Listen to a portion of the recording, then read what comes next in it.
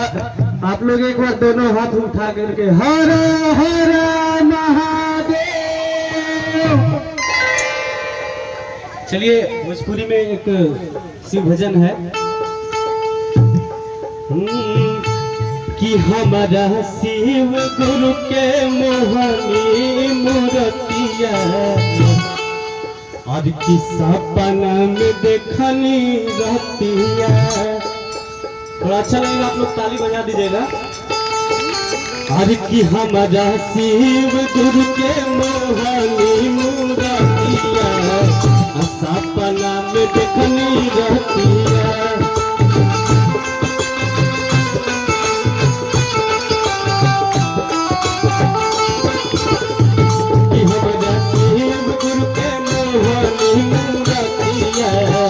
सपना में देखनी रहतिया।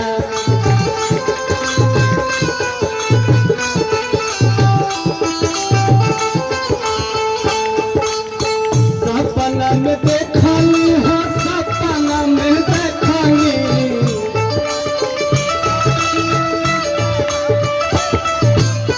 सपना में देखनी हो, सपना में देखनी।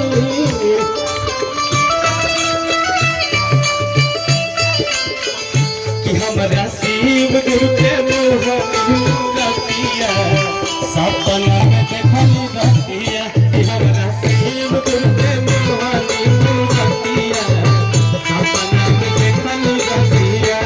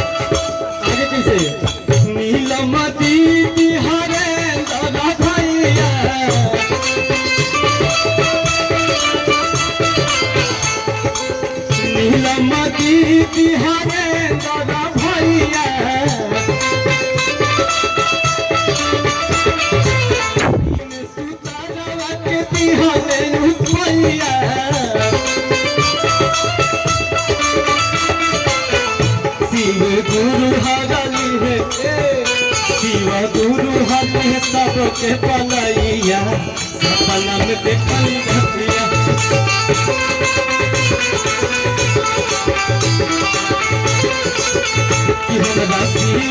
के मोहनी मूरतिया सपना में देखली रतिया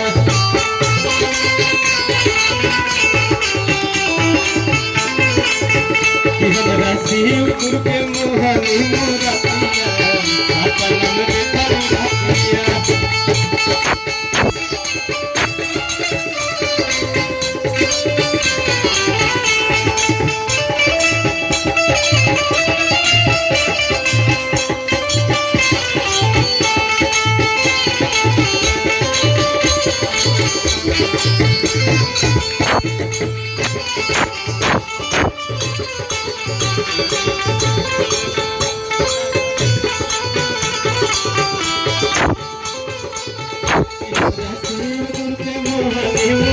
सपना में देखली रतिया